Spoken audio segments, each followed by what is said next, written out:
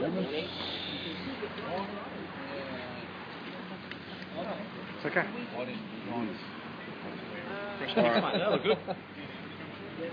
Lance Armstrong. We can do cameras here. We'll do it separate with the written up if you like. Yep. We'll do that. Oh, you need to do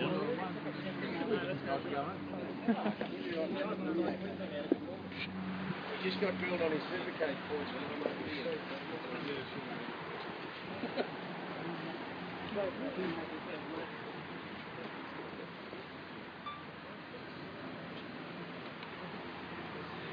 Right, Andy?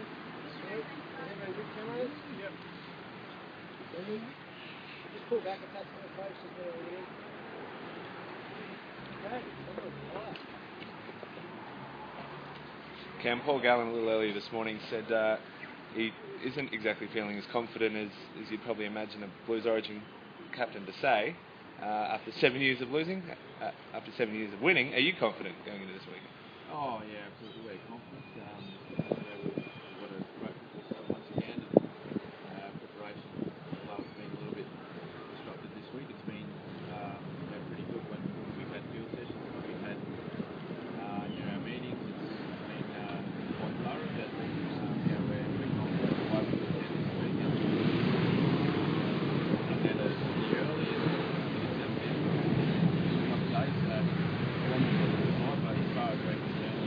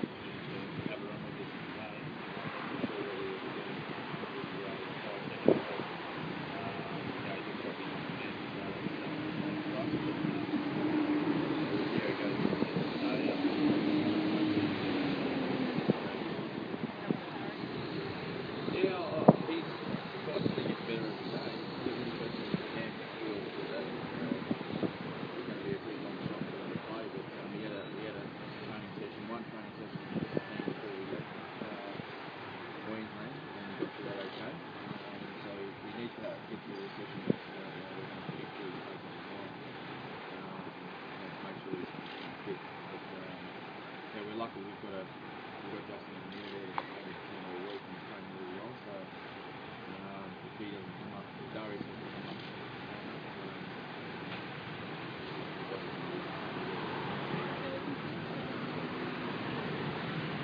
he's fine, Ben. I know he's on the moment, and his mental health is really good.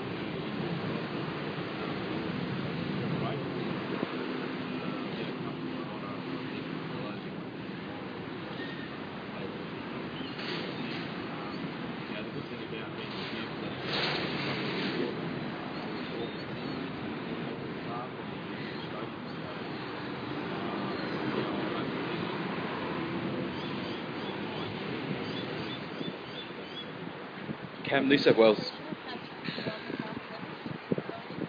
always more pressure, I think, on us, given that we've won the series, and I think it comes from expectation, really, from the public and people in Queensland, and we have an expectation on ourselves as well as expectation of the playing here in Sydney, and that we're playing as a group as well, so we expect to go out and play well.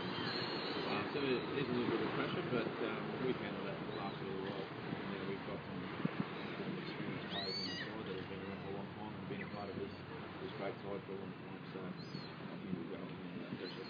Cam, New South Wales have been made favourites for this game. That must be music. New South Wales are favourites to win this game. That must be music to you guys' ears. Look, we haven't even looked at the odds or favouritism or anything like that. We always know that it doesn't matter who's favourite. It's always a pretty tight game, and particularly the first one, it's always separated by a try or a couple of points. So if we were favourites, or as you said, we're not favourites, it doesn't really bother us as long as we go out and play the best we can tomorrow. That's really all that matters.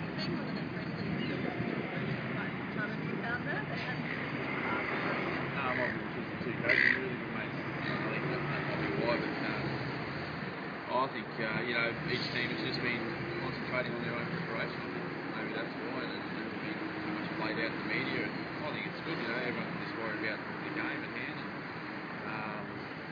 we've had our own, as I said, our own worries with, Darius being injured coming into camp, Jonathan being a big crook, so we've had our own things to worry about. So, but we've taken care of that, and hopefully that preparation is good enough for tomorrow. Cam, there's been a bit of talk about the age of this squad, and Mal Bristol got the Dad's Army label yesterday. It's one of those blokes pushing for your reaction. I just think if you're still playing good footy, it doesn't matter how old you are, really. If there were guys out there, playing better footy, or Mel thought that there was guys that were younger that could do a better job than us, then they'd be here. So, because the Dad's Army tag, that's a bit of fun. It's all it's fact, isn't it? There's a couple of guys 31 already. I think Ash Harrison's 32. There's a few of us turning 30 this year, but I don't feel that old. I don't feel 30. I'm still playing footy, and I'm running around with some young guys up there. So inside, I still feel like a young guy. I'm really enjoying, playing for Queensland and still playing so over. Given Mitch Pearce and James Maloney are teammates at a club level, has that made analysing and predicting what you think they may bring to the game a little bit easier? Well, it hasn't made it easier. I think they've got a really strong combination at club level. It's shown their performances and the results that the Roosters have had this year. Those two guys are playing really good football.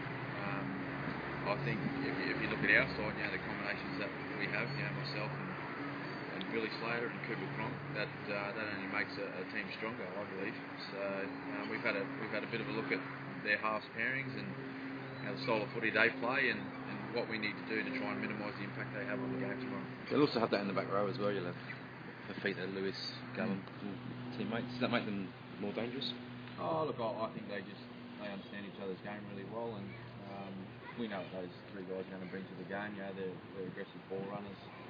They like being involved in a lot of the stuff going on in the field. They enjoy having the ball in their hands. So we've got an idea in mind of how we need to go about things in the field, and we know we're in for a pretty tough night defensively. So we've prepared that way, and hopefully our defence stands up. I guess Ryan Hoffman as well. You know him pretty well from Melbourne. Yeah, Hoppy's a great player, and he's been playing probably the best football of his whole career this season. I thought he is pretty unlucky not to make the Australian side, to be honest. So he's definitely a guy that he's going to give them a lot of stability on their left edge, but he's running at a guy that plays with him every week, Cooper Cronk. So hopefully he knows a few of his tricks and a couple of the lines that he's going to be running.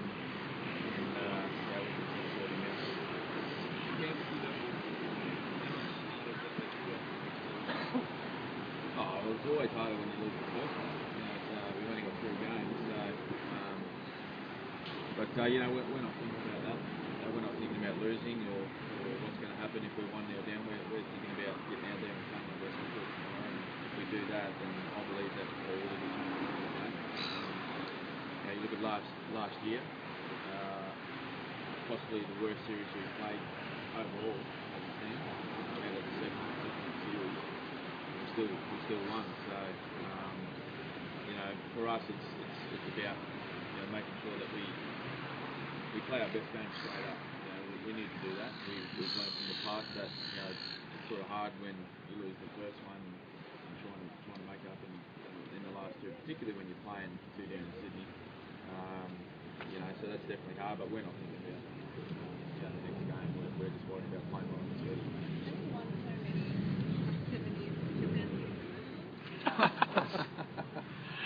I don't think they get bored of winning, no. I'm yet to come across a fan that gets bored of their team winning. You only need to look at the support that we have up in Queensland at the moment. The last 3 series we've had some regional trips, regional camps in Queensland, and they come in 6 hours. People drive 5 or 6 hours from that regional camp, take a day and do their photos and do the best. Cam, you've just said.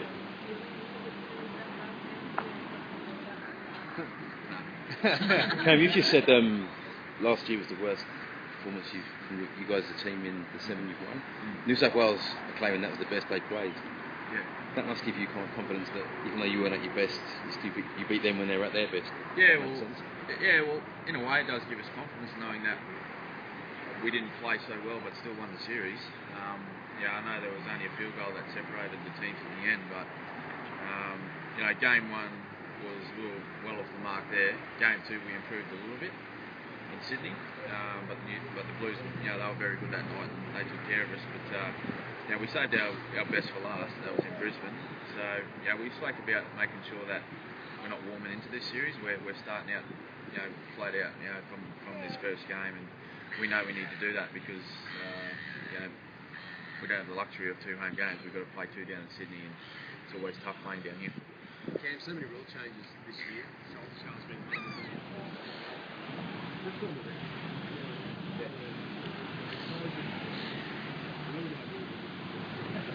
Yeah. We'll find out in the first location. Before part 2 as well. So we'll find out then. But our referees have got a very difficult job. They've not only club level but particularly state origin level where, as I said, it's high pressure. It's not only high pressure for the players and high intensity for the players, but it's high intensity for the referees as well. And I'm sure they don't want to be the ones that have a deciding decision in the game.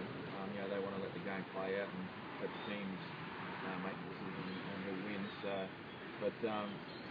2 guys refereeing tomorrow, they're experienced. They've refereed big games before, and I think they refereed our club game last week, and I thought they did a very good job.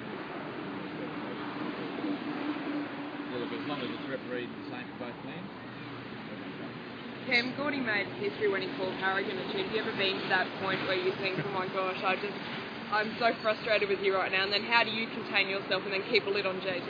Sorry, say that again? How do you contain yourself and keep a lid on JT? When Gordy made history when he called Harrigan a cheat. Obviously he's lost it by that point. Look, I've got a good relationship with the referees, I reckon. I show them respect, and I'd like to think that they show me respect as well. And I just try and approach them in a calm manner and talk to them like a normal person. And at the end of the day, we're all people. We're out there playing footy, but I talk to them as a normal person. And if I believe a decision is a little bit questionable, I'll go out and have a little discussion with the referees and get their opinion on it. And away we go. At the end of the day, we all know that they're not going to change the referee's decision after the play. It's okay to go and talk to us. But, there's times that you get frustrated and there's times that you believe that you're on the ball, but at the end of the day, the decision's made. You just need to get on with playing footy. Are you putting out spot fires with JT though as well? I've got to tell. I just got to tell JT to get back in the line, and I'll go talk to the referees, and I'll leave that to his cowboy job, I reckon. Thanks, folks.